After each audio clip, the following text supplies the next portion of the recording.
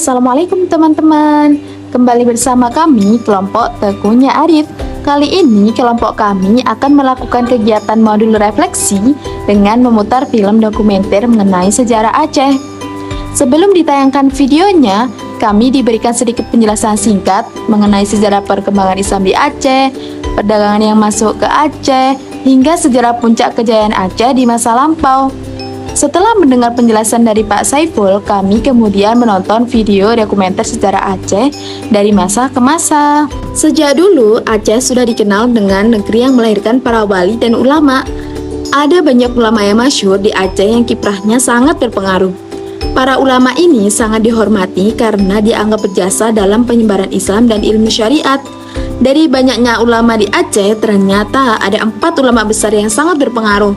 Yang pertama ada Syekh Hamzah Fansuri. Beliau merupakan tokoh sufi terkenal di Aceh yang lahir di Fansur Singkil, Aceh. Yang kedua ada Syekh Samsuddin bin Abdillah As-Sumatrani. Beliau juga sering disebut dengan Syamsuddin Pase. Yang ketiga ada Syekh Nuruddin Muhammad bin Ali bin Hasanji bin Muhammad Hamid Araniri Al-Quraisy Asy-Syafi'i.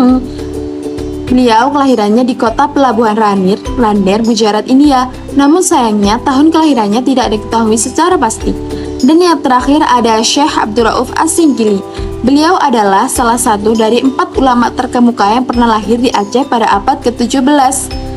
Beliau tumbuh dan berkembang sebagai calon ulama di Aceh yang pada masa negeri itu sedang berada dalam puncak kejayaan di bawah pimpinan sultannya yang terbesar, yaitu Sultan Iskandar Muda.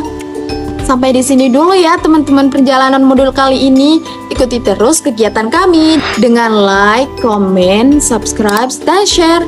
Terima kasih. Wassalamualaikum warahmatullahi wabarakatuh.